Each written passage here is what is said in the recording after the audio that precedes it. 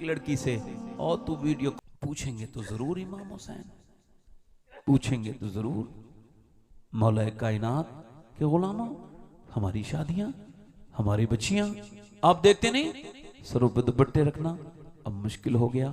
शादियां जाके देखो, खाने जाके देखो, बेहयाई आके देखो। सही आदमी अब मुसलमानों की शादी में नहीं जा पाएगा। क्यों? क्या जाकर देखेगा? क्या देखेगा? किसी मुसलमान बच्ची के सर पे तंग कपड़े, ये देखने जाएगा वो? क्या देखने जाएगा वो, मुझे बताओ?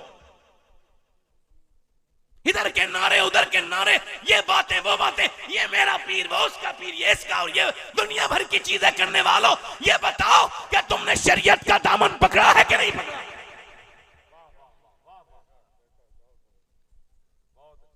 मेरा उस खानका से ताल्लुक, मेरा उस किसी खानका से उसका ताल्लुक नहीं है जिसका मदीने वाले की खानका से ताल्लुक नहीं है।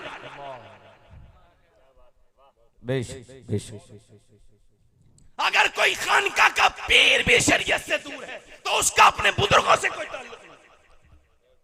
बहुत अच्छा पैगाम। शरीयत के सब गुलाम हैं, शरीयत किसी के कोई गुलाम नहीं। क्या देखने जाएंगे शादियों में? सरों पे दुपट्टे रखना मुश्किल हो गया मुसलमान बच्चियों के। कहां रख रही हैं बच्चियां सरों पे दुपट्टे? नहीं रख रही हैं। कहां आपको मिलेंगी? आप देखो, आपको शर्म आ जाएगी। मुसलमानों की शादियों में जाओ, शर्म आएगी आपको। मुसलमान औरतों को देख के जो कभी मेकअप ऐसे ऐसे करती हैं, हजारों लाख रुपया का मेकअप खर्च कर देती हैं, मगर उनको इसका तमीज है ये कितना बुरा काम कर रही हैं? उनके आदमी को तमीज है? उनका आदमी को? ये जितने भी नारे लगाने वाले हैं फेसबुक पे, ये सब लिखना आसान है, अमल करना बड़ा मुश्किल है। अपनी बीवी से ये कहना बहुत मुश्किल है। फेसबुक पे कमेंट करके किसी को गाली देना बड़ा आसान है, मगर अपनी बीवी को पर्दा कराना यह बड़ा मुश्किल काम है। बड़ा मुश्किल काम है ये, इसको करना मुश्किल है। करेगा कौन?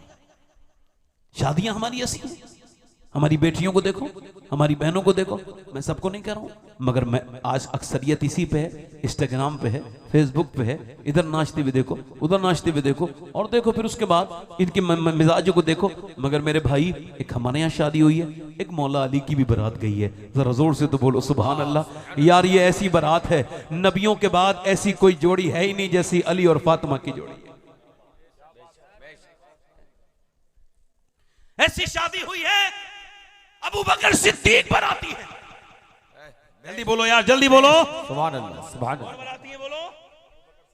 उमर फारूक आजम बराती, बेश बेश। उस्मान जुन्नूरैन के खर्चे से शादी हो रही है। जल्दी बोलो। आए है सुभान अल्लाह, उनके तोहफे से शादी हो रही है। क्या बरकतों वाली शादी है। हुजूर निकाह पढ़ा रहे हैं, सुभान अल्लाह। और अपनी बेटी को फिर मुस्कुरा के मेरे आका करीम ने, सैयदा उम्मे सलमा आई, अल्लाह अकबर, मेरे आका करीम से कहने लगी, या रसूलल्लाह मैंने आपकी बेटी को तैयार कर दिया, मगर रोती बहुत है। हुजूर कहे, मेरी फातिमा क्यों रोती हो मेरी बेटी? तो हुजूर को देख करके फूट फूट के रोई। और क्यों रोती हो फातिमा? अब्बा और कोई बात नहीं, मैं सोच रही हूँ मेरी माँ खतीजात होती तो फिर मुझे दुल्हन बना के रुखसत कर देती। हुजूर ने अपनी बेटी को रुखसत किया, सर पे हाथ रखा, और क्या जहेज दिया जो मैं नहीं दे पाया, जो आप नहीं दे पाए। इन जहेजों से काम नहीं चलने वाला। वॉशिंग मशीन पुरानी हो जाएगी, ये तुम्हारा फ्रिज पुराना हो जाएगा, ये बेड पुराने हो जाएंगे, मगर वो जहेज दो जो हुजूर ने दिया वो कभी पुराना नहीं होगा। ये तेरी मशीन पुरानी हो जाएगी, कारें पुरानी हो जाएंगी, कपड़े पुराने हो जाएंगे। नबी ने एक ही जहेज दिया, रुखसत किया, पर मैं फातिमा जा रही हो, मगर याद रखना अली की फरमाबरदारी करना, और कयामत के दिन जब अपने बाप से मिलो तो इस हाल में मिलना कि अली तुमसे राजी हो, अली की इताअत करना। अली जब घर में आए तो मुस्कुरा के सलाम कर देना, कोई और जहेज न दो, ये एक जहेज दे दो। इंशाअल्लाह तुम्हारे बेटियों के घरों में अब हसन और हुसैन तो नहीं आएंगे, मगर गुलाम हसन और हुसैन घर घर में। बेशक, सुभान अल्लाह। नारे तकबीर, नारे रिसालत, जश्न ईद मिलादुन नबी, जश्न ईद मिलादुन नबी, जश्न गौसे आजम, नारे तकबीर, नारे हैदरी। आज तो तुम्हारी बेटी को जरा सी तकलीफ हो जाए तो मुकदमों तक बात पहुंच जाती है। ये जहेज दिया, झगड़ों का जहेज दिया, इनका जहेज दिया। मेरी तरफ देखो अल्लाह के रसूल के गुलामों, मेरी तरफ देखो, मैं आपसे अर्ज कर रहा हूं, बड़े ध्यान से सुनना। हजरत अली कहते हैं मेरी दुल्हन मेरे घर में आई तो मैं उन्हें देख के कमरे में रोने लगा। तो उन्होंने कहा क्या आप रोते हैं? दूल्हा तो नहीं रोता, पहले आप मुलाकात हुई है खातून जन्नत से, तो आप रोते क्यों हैं? तो कहते हैं मैंने कहा और कोई बात नहीं, अल्लाह का करम है जो फातिमा आप मेरे निकाह में आई हैं। कहा फिर रोते क्यों हैं? कहा रो इस वजह से रहा हूं कि बस आपका सब्र, आपके चेहरे पे कोई शिकन नहीं, जबान पे कोई शिकवा नहीं। और कोई भी लड़की जब दुल्हन बनती है तो दिल में अरमान ही होते हैं कि जब वो दुल्हन बने तो एक जोड़ी कपड़े तो नए हों। मैं देख रहा हूँ दोनों आलम के मालिक व मुख्तार की बेटी के सर पे जो चादर है उसमें 17 पैमद लगे हैं, मगर आपके चेहरे पर कोई शिकन नहीं। अजीम बाप की अजीम बेटी आगे बढ़ी, हाथ पकड़ा हजरत अली का और फरमाया ऐ मेरे सरताज आप दिल थोड़ा ना करें। मेरे अब्बा ने फरमाया फातिमा अल्लाह कपड़ों से राजी नहीं होता, अल्लाह सजदों से राजी होता है। अल्लाह बेश जल्दी बोलो, अल्लाह सजदों से राजी होता है। हाय कि तुमने समझा होता मेरी बहनों, मेरी बेटियों, आप इस बात को गौर तो करें। सैयदना मौलाए कायनात फरमाते मेरी बीवी ने मुझसे कहा अब तवज्जो करो, ये देखो तो गौसे आजम निकले कहाँ से हैं, आए कहाँ से हैं, क्या नस्ल है उनकी, गौर तो करो। सैयदना मौलाए कायनात फरमाते मेरी बीवी ने मुझसे कहा खातून जन्नत ने 3 दिन हो गए अब बच्चों का फाका नहीं देखा जाता, आप मेरी चादर ले जाइए और बेच दीजिए। हजरत अली कहते हैं मैंने फरोख्त की, मुझे अफसोस तो हुआ मगर फरोख्त की 6 दिरहम की, दिरहम होते हैं चांदी के, 6 दिरहम लेके मैं अपने बच्चों के लिए कुछ खरीदने जा रहा हूँ। एक आदमी ने कहा कुछ मिलेगा, मेरे बच्चे भूखे हैं। हजरत अली कहते हैं मैंने सोचा नहीं, अच्छा होना ये चाहिए था 3 दिरहम इसे दे दें, 3 अपने बच्चे को दे देंगे तो उनके लिए कुछ लेके चलते हैं। मगर कहते हैं नहीं, मैंने बगैर सोचे समझे, ये भी नहीं सोचा कि मेरी बीबी का माल है मेरा नहीं है, चादर उनकी थी। कहते हैं मैंने सारे 6 के 6 उसे दे दिए, मुझे पता था मैं जितना सखावत वाला हूं मुझसे कहीं ज्यादा फातिमा सखी बेश वो सखावत करती हैं। जल्दी बोलो सुभान अल्लाह, बोलो यार, मुस्कुरा के बोलो। अगर मैं आपसे बोल पा रहा हूं तो जरा मुस्कुरा के बोलो सुभान अल्लाह। अच्छा देखो हजरत अली फरमाते हैं अच्छा आप में से कोई है ऐसा यहाँ? हमारे यहाँ तो भिखारी से 100 बार बात करते हैं, यार तू कुछ काम क्यों नहीं करता तू? अरे तेरी तकरीर सुनने नहीं आया है, वो ढीठ है। आदमी 100 बार जलील करता है, कुछ काम कर लो, और 10 रुपए भी नहीं देगा, 5 रुपए देगा, मगर तकरीर वो बहुत देर सुनाएगा।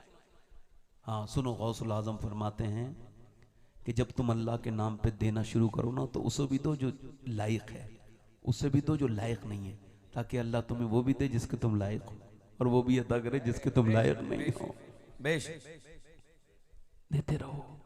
मौला अली फरमाते हैं मैं फिर अपने घर की तरफ चला तो एक बड़ा ही हसीन आदमी, उससे पहले मैंने वो उस इंसान को देखा नहीं था, बड़ा खूबसूरत था, उसके हाथ में एक ऊँटनी भी थी, वो भी बड़ी खूबसूरत थी। मुझसे बोला अली ये खरीदोगे? मैंने कहा मेरे पास पैसा नहीं है, मैं कैसे खरीदूंगा? कहा मैं आपको जानता हूँ, उधार दे दूंगा। कहते हैं वो जब उसने कहा तो मैंने ले लिया। उसने 100 दिरहम की बार्गेनिंग हुई, मैंने खरीद लिया, नकेल पकड़ी, अभी थोड़ी दूर कदम चलाऊं कि दूसरा खरीदार मिल गया। कहने लगे साहब बेचोगे अली? मैंने कहा बिल्कुल बेचूंगा।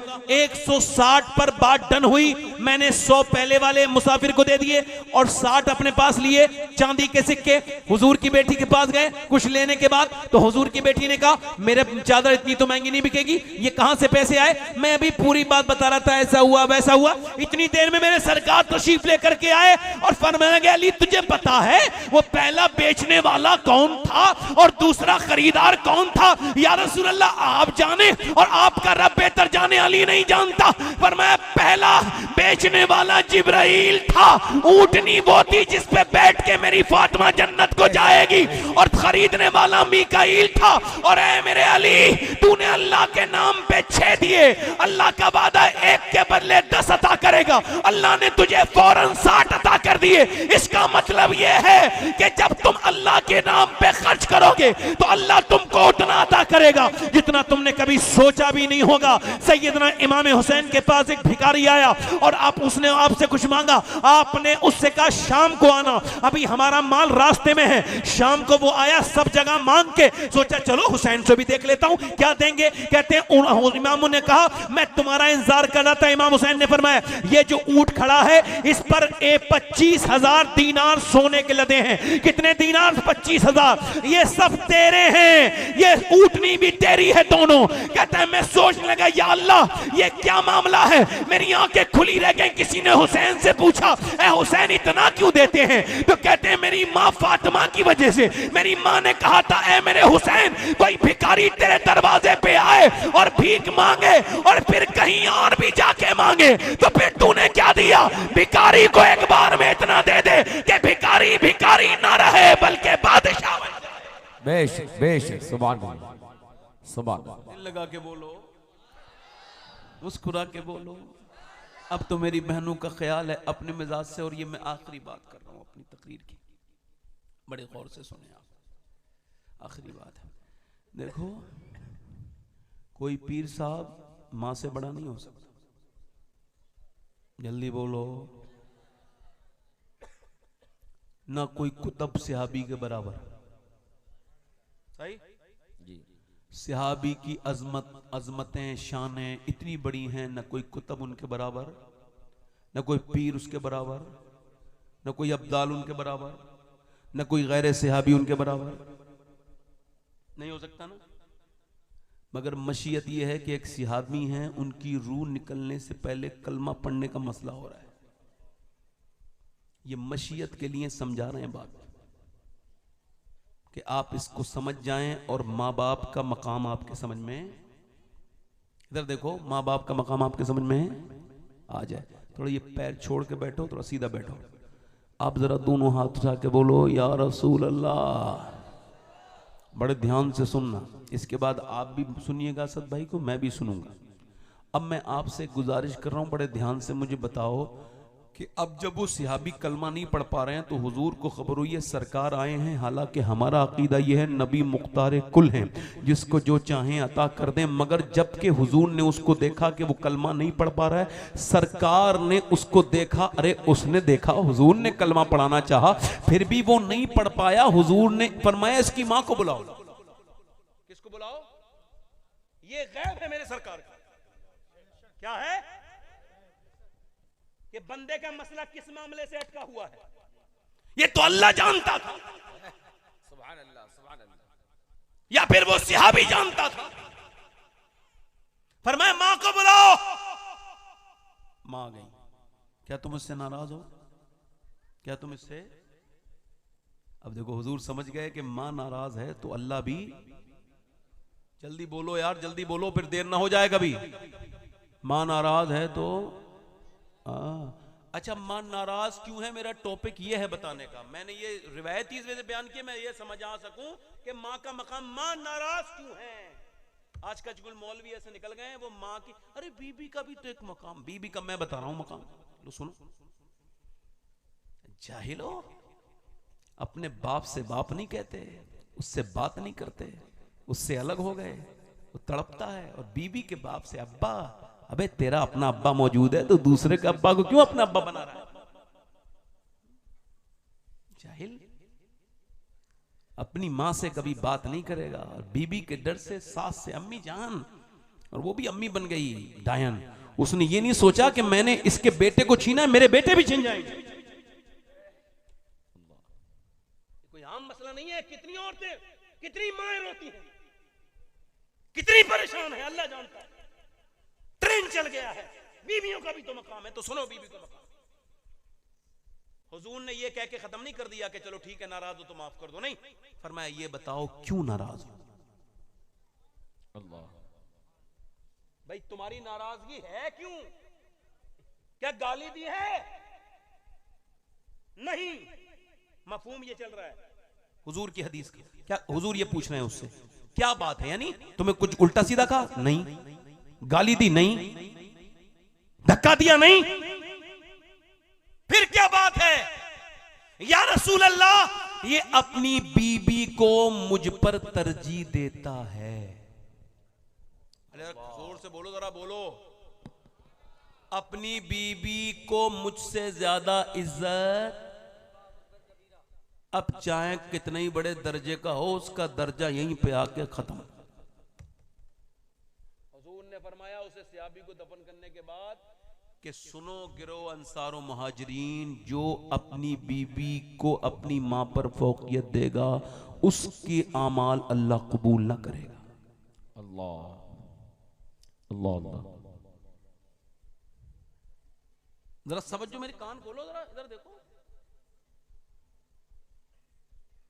अब आप मुझे जरा दिल से बताओ कि आला हजरत को मानते हो आप सब लोग?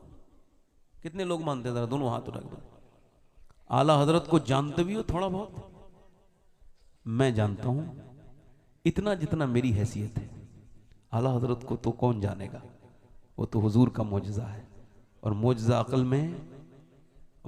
में, मगर फिर भी जो बात मैं कह रहा हूं, जितना मेरी अक्ल ने समझा है, मैं इमाम को उनके इश्क से पहचानता हूं। सुनो, आला हजरत एक हज कर चुके हैं, सुना था ना, मां के साथ गए थे हज करने। ये दूसरे हज पे उनके भाई जा रहे हैं, वो नहीं जा रहे हैं। वो आज आला हजरत के मसलक के नारे लगाओ और मां तुमसे नाराज।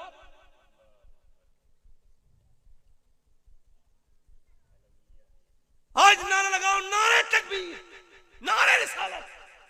और अम्मी सिपर, अम्मी से बात ही नहीं करता है। अमल के मैदान में कूदो। और सुनो हदीस शरीफ, अल्लाह के रसूल ने फरमाया मोमिन वो है, कौन? मोमिन वो है जिसकी तबीयत पर मेरी शरीयत गालिब आ जाए। अल्लाह,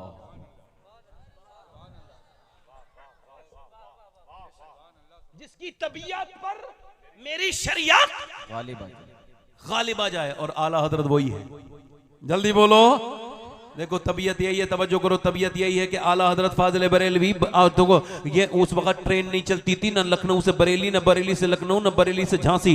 अब झांसी तक 500 किलोमीटर का सफर अगर कोई करेगा घोड़े गाड़ी से तो तकरीबन 15 दिन लगेंगे। 15 दिन चलने के बाद अल्लामा जफरुद्दीन बिहारी कहते हैं हम लोग पहुंचे झांसी, और झांसी में आला हजरत अपने भाई को सी ऑफ करने के लिए गए हैं, अल्लाह हाफिज कहने के लिए, रुखसत करने के लिए गए हैं। और वो कहां जा रहे हैं? बोलो कहां जा रहे हैं? हज पे। और उस जमाने में कोई पासपोर्ट की मंजूरी की जरूरत नहीं है। आला हजरत फाजिल बरेलवी रदी अल्लाह तआला अन्हु ने देखा कि वो ट्रेन चलने वाली है। कहते हैं अल्लामा जफरुद्दीन बिहारी, जैसे ही ट्रेन चलने वाली थी, 1-2 सीटी अभी देने वाली थी कि आला हजरत की आंखों में आंसू, और आपने अपनी ये नाज शरीफ गुनगुनाना शुरू कर दी।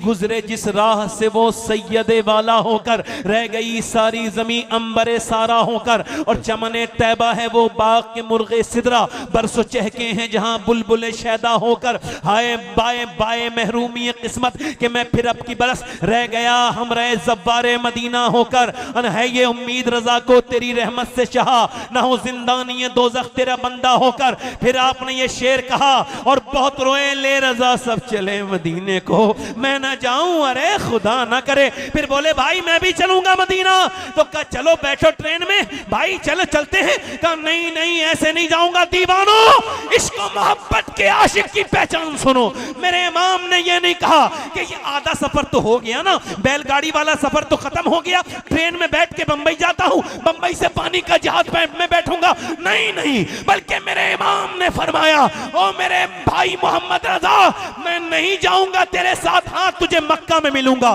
तुझे मदीने में मिलूंगा, मगर तेरे साथ नहीं जाऊंगा। कहा क्यों? कहा पहले मैं बरेली जाऊंगा वापस। कहा क्यों? कहा मैं अपनी अम्मी से इजाजत लेके आऊंगा। बेशक, सुभान अल्लाह, सुभान अल्लाह, नारे तकबीर। जल्दी बोलो, दोनों हाथ उठा के बोलो, जल्दी बोलो, जल्दी बोलो। मैं अपनी अम्मी से इजाजत लेके आऊंगा, इजाजत लेके कहता हूं आला हजरत के दौर से लेके अब तक कोई इस तबीयत का इंसान भी पैदा नहीं हुआ अल्लाह, जिसकी तबीयत पर इस कदर शरीयत गालिब। 15 दिन का सफर तय करके, जब वो उस जमाने में, जबकि हमारा एक दिन में सफर में हालत खराब हो जाती है, हम सब सफर करने वाले लोग जब पहुंचे होंगे, मां ने कहा आगे बेटे छोड़ आए अहमद रजा।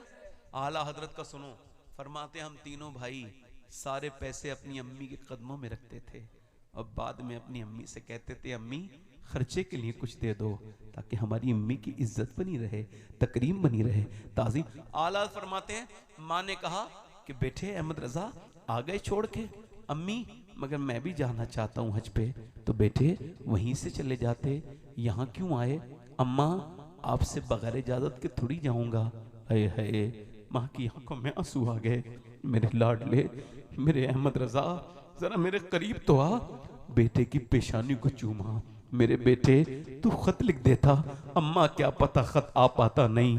उसी नबी की बारगाह में जिसके जा रहा हूं उसी ने तेरी इजाजत का हुक्म दिया है। मेरी माँ इजाजत दे दे। माँ ने भरे हुए आंसुओं के साथ जब दुआ की होगी, सुभान अल्लाह, ऐ मेरे बेटे जा मदीने वाले की बारगाह में अर्ज की या रसूल अल्लाह मेरे बेटे की हाजिरी कबूल फरमाए। मक्का पहुंचे, हज किया और कहा हाजियो आओ शहंशाह का रोजा देखो। काबा तो देख चुके, काबे का काबा देखो। और फिर फरमाते हैं कालक जबी की सजदे दर से छुड़ाओगे, मुझको भी ले चलो, ये तमन्ना हजर की है। और आगोश खोज जो शौक खोले हैं जिनके लिए हतीम, वो मुड़ के देखते नहीं, ये धुन किधर की है। बरसा के जाने वालों पर रहमत करूं निसार, अबरे करम से अर्ज ये मीज़ा बेज़र की है। और मुजरिम बुलाए आए हैं जाऊ कहे कबाब, फिर रधो कभी ये शान करीमों के घर की है। सरकार हम गवारों में तर्जे अदब कहां, हमको तो बस तमीज यही भीख भर की है। मंगता का हाथ उठते ही दाता की देन थी,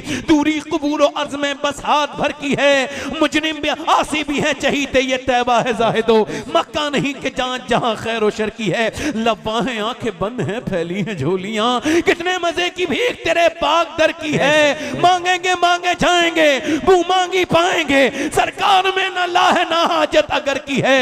अल्लाह अकबर। फिर कहा ऐ मेरे मदीने वाले सरकार, ये बरेली का गुलाम आया है, इसने गुंबदे कर्रा तो पहले भी देखा था मगर आज आपको देखने के इरादे से आया है। अब यहां से तब तक उठेगा नहीं जब तक आपका दीदार नसीब नहीं होगा। वहीं बैठे रहे, ना खाते हैं ना पीते हैं, और वहीं पे मोहब्बत भरा धरना पे लेके बैठ गए। या रसूल अल्लाह करम फरमाइए, जलवा दिखाइए। फिर अपनी नात की ये नातिया गजल कही, वो सुए लालाजार फिरते हैं, तेरे दिन बहार फिरते हैं, जो तेरे दर से यार फिरते हैं, दर बदर यूं ही खार फिरते हैं। उस गली का गधा हूं मैं जिसमें मांगते ताजदार फिरते हैं। फिर जब आशिक अपनी तमन्ना को उमड़ते हुए देखता है तो ये शेर कहता है, कोई कोई कोई क्यों पूछे तेरी बात रजा, तुझसे कुत्ते हजार पपी लफ्ज पूरे नहीं हुए हैं। मेरा इमाम के लफ्ज निकले नहीं हैं पूरे कि गुंबदे खजरा के मकीन ने बरेली के आशिक को अपना जलवा दिखाया कि सारे पर्दे हट गए, हुजूर को सामने से देख रहा है। बरेली वाला मदीने वाले को सामने से देख रहा है, और जब हुजूर को देखा तो पुकार उठे, तो जिंदा है वल्लाह, तो जिंदा है वल्लाह, मेरे चश्मे आलम से छप जाए। सुभान अल्लाह, सुभान अल्लाह। नारे तकबीर, नारे रिसालत, जश्न ईद मिलादुन नबी, इश्क मोहब्बत, फैजान आला हजरत, नारे तकबीर, नारे रिसालत, सुभान अल्लाह। देखो माँ बाप अगर जिंदा हैं तो उनके कदम चूमो।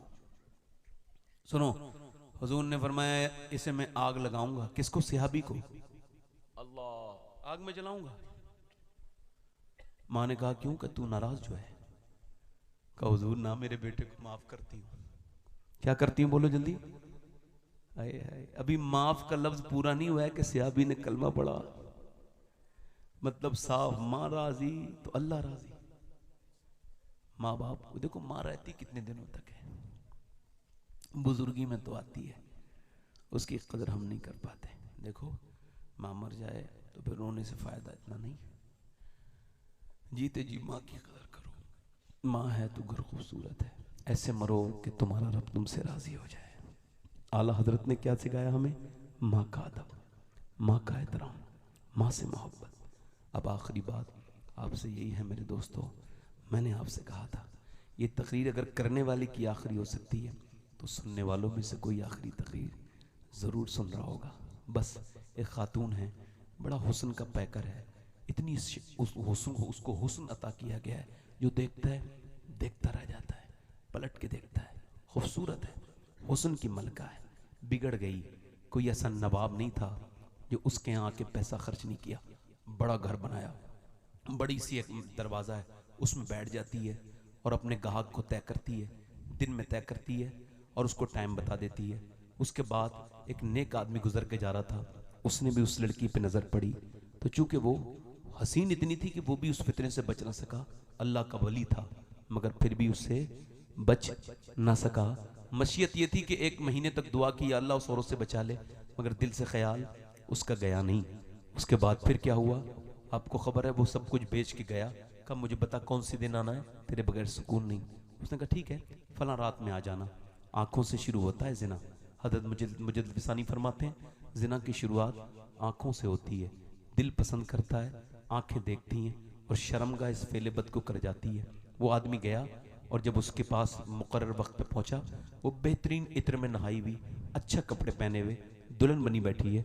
ये आगे बढ़ा है, उससे बात कर रहा है, थोड़ा सा इसने कम्युनिकेशन किया, थोड़ा बातचीत की और फिर उसके बाद ये आगे बढ़ा और इसने उसको टच करना चाहा, फिजिकल होना चाहा। जब हाथ आगे बढ़ाया तो मोमिन की पहचान यही है, हाथ कांप गया। हे क्या बात है, हाथ क्यों कांप रहा है तेरा? कहा मैं जा रहा हूँ, मेरी तबीयत बिगड़ रही है। कहा यार तबीयत तो बिगड़ों की ठीक हो जाती है, सही बता क्यों, क्या बात है? कहने लगा सही सुनना चाहती है? हाँ तो सुन, सही बात यह है कि मैं जब सजदा करता हूँ तब भी अल्लाह मुझे देख लेता है, और आज जब मैं तेरे साथ ज़िना कर रहा हूँ तब भी मुझे मेरा रब देख रहा है, मुझे उसी को मुंह दिखाना है। मैं इतना बेहया नहीं कि मैं ये बुरा काम कर लूँ। ये कह के कांपता हुआ निकल गया। वो जैसे ही निकला है ना, वो औरत की आंखों में आंसू आ गए, उसके दिल में वो बीज बो गया तौबा के। कहने लगी मैं कैसे माफ होंगी, मैंने तो इतने गुनाह किए। किसी ने कहा मूसा अलैहिस्सलाम तकरीर कर रहे हैं, उनसे जाके पूछ ले। वो गई किसी के जरिए कहा मैं मिलना चाहती हूँ। जब नाम उस वो कोई कमकल आदमी था मेरी तरह, उसने मूसा अलैहिस्सलाम से बीच महफिल में जाके कह दिया फलाना तारा आपसे मिलना चाहती है, भगाओ उसे। मैं उससे क्यों मिलूंगा, इतनी बदनाम जमाना औरत से कौन मिलना चाहेगा, इतना नेक। चलो वो नबी है, अब भागो। वो चले गए, दरवाजा बंद कर लिया। दरवाजा बंद करके बोली मालिक मूसा ने तो भगा दिया, ये बता तू भगाएगा तो मैं कहाँ जाऊंगी? जमी भी खुदा की, जमा भी खुदा का, मकीन व मकान ला मकान भी खुदा का। गुनाहगार बंदे कहाँ जा सकेंगे? खुदा की खुदाई से बाहर निकल के रोने लगी, मालिक मैं मानती हूं कि मेरे तना कोई घटिया औरत नहीं, मगर तेरा तना करीम भी कोई नहीं। मैंने बड़े गुनाह किए हैं। वो एक रात आया था, उसने मुझे हाथ तक नहीं लगाया और मैंने तो कितने घर बर्बाद कर दिए। मौला मैं मानती हूं मैं गुनहगार बहुत हूं, मगर एक बात बता, क्या मेरी गुनाह तेरी रहमत से बढ़ गए? ये कह के फूट फूट के रोई, इतना रोई कि उसकी जमीन भीग गई। सजदा जहां करती थी पूरी जमीन भीग गई और वो सिसकियां ले रही है। दरवाजे पे दस्तक हुई, नहीं खोलूंगी, कोई मेरा गाहक आके मुझे परेशान करेगा, ये बुरा काम तो नहीं करूंगी। फिर दरवाजे पे दस्तक हुई, फिर रोते रोते बोली नहीं खोलूंगी। फिर उसके बाद जब जोर से दस्तक हुई तो सोचा तोड़ ना दे। दरवाजा जब खोला तो देखा सामने सैयदना मूसा अलैहिस्सलाम खड़े थे। आप क्यों खड़े हैं? आपने तो मुझे भगा दिया था। कब मुझे क्या खबर थी, अभी अल्लाह ने जिब्राइल को भेजा और फरमाया मूसा जा मेरी बंदी से कहना कि वो जो रो रही है ना, अब वो रोना बंद कर दे। उसके अल्लाह ने उसके आंसू पसंद कर लिया है और उसे माफ कर दिया। कहने लगे मूसा क्या इतने जमाने तक गुनाह करने के बाद एक बार में माफ कर दिया? हाँ।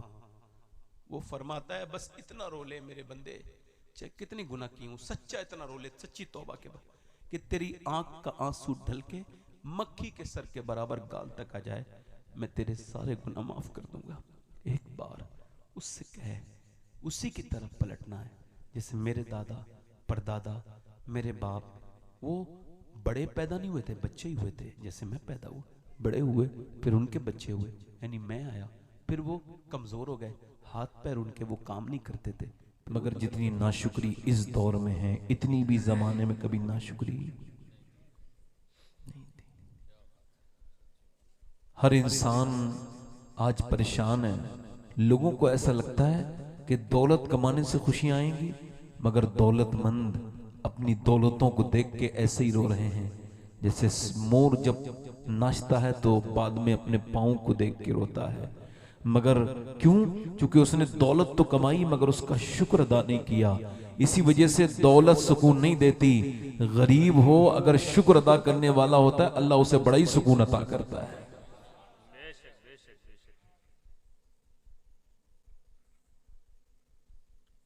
हजरत सैयदना मूसा अलैहिस्सलाम गुजर के जा रहे हैं, एक आदमी है उसके पांव दोनों फालिज में हैं और उसका हाथ काम नहीं करते हैं, उसके जो आंखें हैं वो नाबीना हैं, आंखें उसकी नहीं है, उनमें रोशनी नूर नहीं है। और ये बंदा जिस्म पे इसके कुछ जख्म भी हैं और सख्त धूप में खड़ा हो बैठा है, लेटा है और इससे चला उठा नहीं जाता है, करबट भी नहीं ली जाती, मगर कुछ कह रहा है जबान से।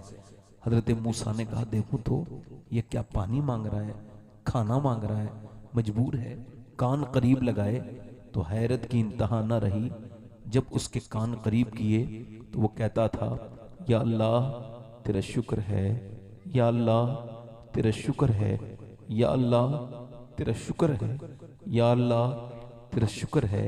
सैयदना मूसा उससे कहने लगे यार तेरी आंखें काम नहीं करती, नाबीना है तू, तेरे हाथ पैर तू हिल नहीं सकता, तो शुक्र किस बात का अदा कर रहा है? कहने लगे मूसा अल्लाह ने मुझे शुक्र वाली जबान अता की है, इसी का शुक्र अदा कर रहा हूं। हजरत सैयदा राबिया बसरिया ने देखा एक आदमी सर पे रुमाल बांधे हुए, सर में दर्द है उसके, तो पूछा ये तू चौराहे पे बाल सर पे बांध रुमाल क्यों बांध के आया है? कहने लगे दर्द हुआ है ना, बर्दाश्त नहीं हुआ तो बांध दिया। तो सैयदा राबिया ने उसकी पट्टी को खींच लिया और फरमाया तुझे शर्म नहीं आती, मालिक ने एक जमाने तक तुझे सेहत दी तो तूने चौराहे पे आके कभी शुक्र नहीं अदा किया। जोर से कि या अल्लाह तेरा शुक्र है मैं बीमार नहीं, आज जरा सा दर्द दे दिया है तो पूरे मोहल्ले को दिखाता फिर रहा है।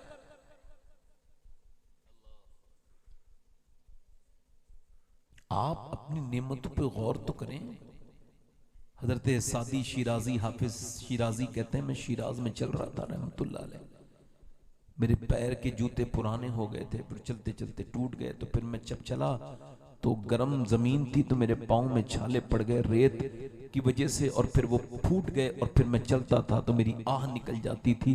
तो मैंने दुआ की मालिक इतना तो अता कर दे कि मैं जूते खरीद सकूं। कहते हैं जब मैंने ये दुआ की ना आंखों में आंसू आए, मालिक अपने सादी को इतना दे दे कि जूते खरीद लूं। कहते हैं अगले मोड़ पे मैंने देखा तो एक बंदा था, उसके दोनों पांव नहीं थे, मैं सजदे में गिर गया, मौला अपने सादी को माफ कर दे, तूने मेरी आंखें खोल दी, अब कभी नहीं कहूंगा मेरे पास पांव तो हैं, इसके पास तो पांव ही नहीं है। जाओ लखनऊ पीजीआई में देख के आओ, जाओ अस्पतालों में, अगर तुम्हारा शुक्र अदा करने का दिल नहीं करता ना, मेरी बहनों आप भी मेरे भाइयों आप भी जाओ और जाकर के उन मरीजों को देखो जिनसे कह दिया गया है तुम्हारी किडनियां फेल हैं, कुछ दिनों के बाद तुम दुनिया से चले जाओगे।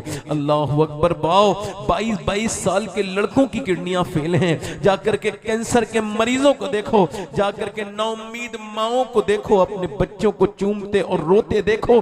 जाओ अस्पतालों में भी एक दुनिया है, सिर्फ यही दुनिया नहीं है कि एक लड़का कह रहा है मुझे अपने बाप से मुलाकात कराओ, डॉक्टर कह रहा है वो इमरजेंसी में है और 5 मिनट मिलेंगे उसमें देख लेना, वो तो वेंटिलेटर में गया, बूढ़े बाप के पांव पे सर रख के रोने लगा।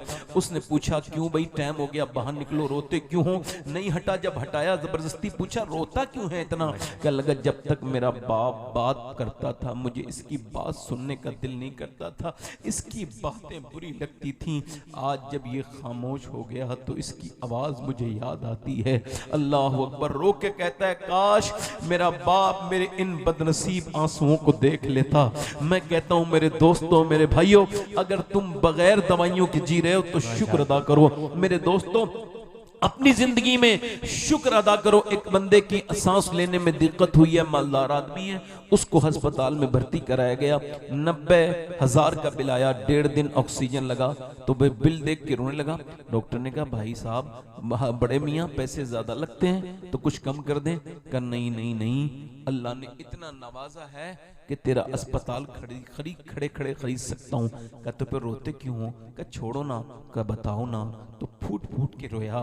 क्यों रोते हो? कहा बस ये सोच के रो रहा हूँ तेरी इस आर्टिफिशियल हवा से मैंने 1.5 दिन सांस लिया तो तू 90,000 का बिल बिठा दिया। अल्लाह की हवाओं में सांस लेते लेते मैं बूढ़ा हो गया। मैंने कभी सोचा ही नहीं कि अल्लाह की ये दवा कितनी बड़ी नेमत है।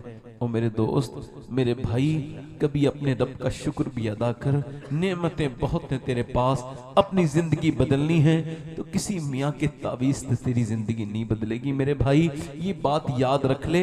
ये कोई तेरी, मैं कोई किसी की मुखालिफ नहीं, मगर जो मैं बात करूं उसको ध्यान दो। मेरे भाई सैयदना शेख मुहियुद्दीन अब्दुल कादिर जिलानी फरमाते हैं, जबान कट जाना इससे बेहतर है कि शिकवे के लिए खुले, इससे बेहतर है। गौसुल आज़म फरमाते हैं, अल्लाह की शिकायतें करनी है तो उससे करो जो अल्लाह से ज्यादा मेहरबान मिले। है कोई अल्लाह से ज्यादा मेहरबान? तो फिर ये इससे उससे क्या शिकायतें करते फिरते हो? उसका शुक्र अदा करो। चलते फिरते उठते बैठते अल्लाह ने तुम्हें मकान दिया है तो उसे देखो।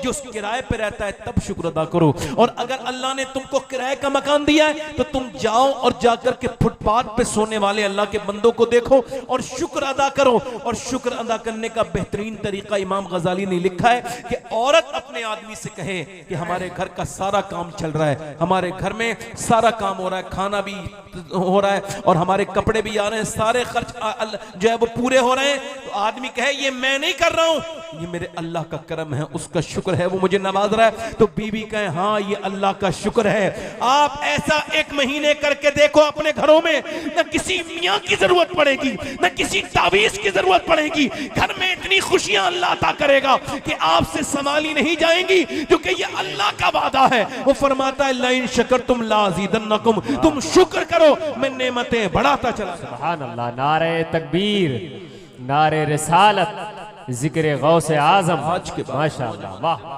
मैंने ये हदीस जब पढ़ी है तो मेरी जिंदगी बदल गई है। मैं आपको सुना रहा हूँ और मैं अपनी ये 38 साल में कंटिन्यू हूँ उम्र मेरी, आज तक मैंने कभी ये नहीं कहा, कोई बता नहीं सकता कि गर्मी बहुत हो रही है। आज तक ना, आज तक मैंने कभी ये कहा कि सर्दी। मेरे ताया ने, जिसने मुझे पढ़ाया अहमद नामा शुरू में, उन्होंने बचपन में ही बात बताई थी, बेटे मौसमों पर एतराज अल्लाह पर एतराज है। हवा तेज चल रही थी मदीने में तो किसी ने सिर्फ इतना कहा था हवा तेज चली है। हुजूर ने फरमाया ऐसे ना कहो कि हवा तेज चल रही है, बल्कि यूं कहो मेरा रब चला रहा है तो हवा तेज चल रही है। क्या बात है, माशाअल्लाह। आजकल कोई काम नहीं ना, तो यही बस गर्मी बहुत हो रही है। देखो बात ये, जब आप देखो ना लोग कहने लगे और सुनाओ तो फोन काट दो, अब सुनाने के लिए कुछ है नहीं। और का मतलब है बात खत्म हो चुकी है, ये टाइम पास करना चाह रहा है जी। तो अपनी जिंदगियों में शुक्र शामिल करो। क्या शुक्र? इंशाअल्लाह। वैसे हमारे यहाँ ऐसी बातें सुन के कोई सुभान अल्लाह कहता है ना, तो हमारे यहाँ जब कोई कहता है तो अल्लाह उसको 90 नेकियां अता कर देता है। आपके यहाँ अगर कोई गरीब आदमी बैठा हो नेकियों के मामले में जैसा मैं हूँ तो जरा वो सुभान अल्लाह कह दे। सुभान अल्लाह। जैसे कोई ज्यादा मालदार आदमी बैठा हो जैसे इबलीस, तो वो ना बोले, बाकी जरा दोनों हाथ उठा के बोलो या रसूल अल्लाह। या रसूल। बड़े अच्छे लोग हैं आप, बुरा ना मानना, थोड़ा सा ऐसे मैं बात कह दी है। हाँ, जिससे घमंड हो जाए वो इबलीस का ही छोटा भाई है ना, है ना। और जो आजिज़ी के साथ रहे, हुजूर ने फरमाया मोमिन तो नेकियों का हरीस है। माशाल्लाह हमारे साजिद रजा साहब किबला सुल्तानपुरी बड़े अच्छे नकीब भी हैं, अच्छे इंसान हैं और बड़ी अच्छी निकाबत उन्होंने की भी। वो थोड़े आपसे जलाल भी फरमा रहे थे, तो वो होना भी चाहिए। असल में लोग बिल्ला डाल लेते हैं तो ये समझते हैं हमारे परमिशन है, जिधर चाहें उड़ जाएंगे। अब कोई आपको ज़रूरत नहीं है, कोई नया इंतज़ाम, आपको सुनना है बस, है ना। माशाल्लाह हमारे बच्चे हजरत उलमा रखते हैं तशरीफ। हमारे तुफैल शमसी साहब ने बड़ा अच्छा पढ़ा, माइक वाले भाई बड़ा उसको देख रहे थे कि तुफैल भाई की आवाज़ थोड़ी भारी है, तो माइक थोड़ा सा लोड ले रहा था। हाँ, अब मेरे बाद भी आपने ना सुनी है, मगर मैं भी 2-3 शेर पढ़ने का थोड़ा सा ख्वाहिश रखता हूँ, इजाज़त हो तो पढ़ दूँ। आप ऐसे घूर के तो देखोगे तो आदमी याद होगा तो भूल जाएगा। मुस्कुरा के बोलो जरा सुभान अल्लाह। ऐसे मुस्कुराया करो, इससे माहौल अच्छा होता है। जहां आप मुस्कुराएंगे वहीं का माहौल अच्छा हो जाएगा। देखो वो औरतें जो मुस्कुराना जानती हैं उनके पास औरतों का मेला लगा रहता है, और वो मर्द जो मुस्कुराना जानते हैं लोग उनसे मिलना चाहते हैं, और वो औरतें जो मुस्कुराती नहीं, वो मर्द जो मुस्कुराते नहीं, उनसे लोग मिलना नहीं चाहते, उनसे औरतें मिलना नहीं। क्यों? क्योंकि मुस्कुराना मेरे हुजूर की सुन्नत है। सुभान अल्लाह, माशाअल्लाह। और हुजूर का अखलाक, सुभान अल्लाह। सरकार ने फरमाया मैं तकमील के लिए आया हूँ अखलाक हसना की, यानी जो कंप्लीट कर दूंगा, मेरे बाद कुछ बचेगा उचेगा नहीं। बेशक। समझ आ रही है? हज़रत अनस इब्न मालिक कहते हैं एक भिखारी था, वो कमजोर आदमी था, भिखारी नहीं था, उसके बच्चे बच्चे भूखे थे, तो वो देहाती, उसको पता नहीं कैसे बात करनी है। हुजूर जा रहे थे, उसने ऐसे चादर ही खींच ली, मतलब मुखातब करने के लिए।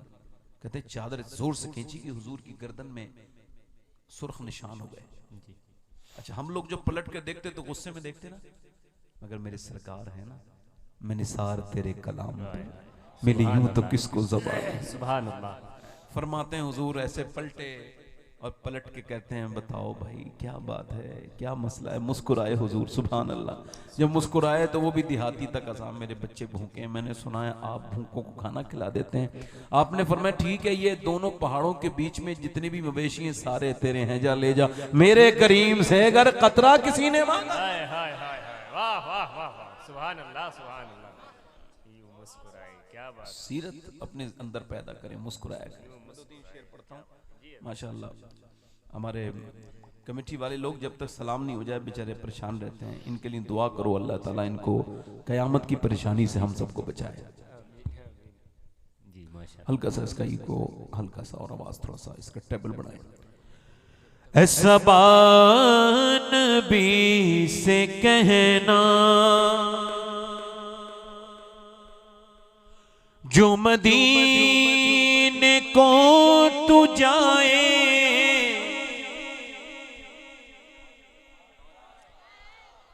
ऐसा बान भी से कहना जो मदीने को तू जाए, तेरे दर की आरज़ू में ये दीवाना मर न जाए। ये मिसरा मेरे साथ पढ़ने जरा। तेरे दर की आरज़ू में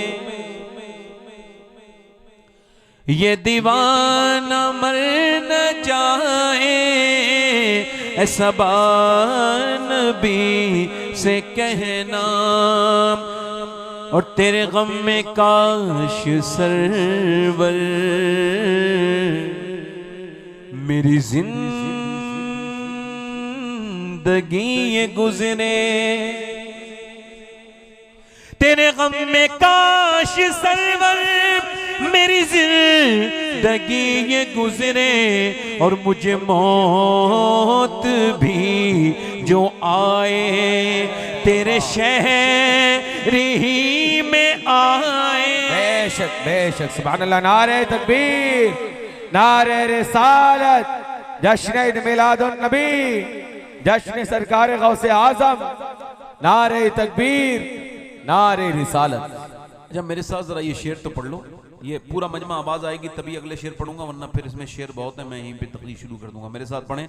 तेरे दर की आरज़ू में ये दीवार, और जब जिक्र जन्नतों का वाइज के लब पे आए, जब जिक्र जन्नतों का वाइज के लब पे आए, तो तेरे आशिकों को आका तेरा शहर याद आए। सुभान अल्लाह, सुभान अल्लाह। एक शेर पढ़ता हूं। सोचो तो कैसा होगा जज्बा अबू बकर का। सुभान अल्लाह, सुभान अल्लाह। आप लोग कुर्सी वाले, आप लोग भी जरा बोल दो ना सुभान अल्लाह। जरा आप लोगों को लगता है ना कि आपके सुभान अल्लाह बोलने से आपकी महफिल ये खूबसूरत हो जाएगी। जरा दिल लगा के बोले या रसूल अल्लाह। सोचो तो कैसा होगा जज्बा अबू बकर का, सोचो तो कैसा होगा जज्बा अबू बकर का, कांधों पे मुस्तफा को जो गार पे चढ़ाए, कांधों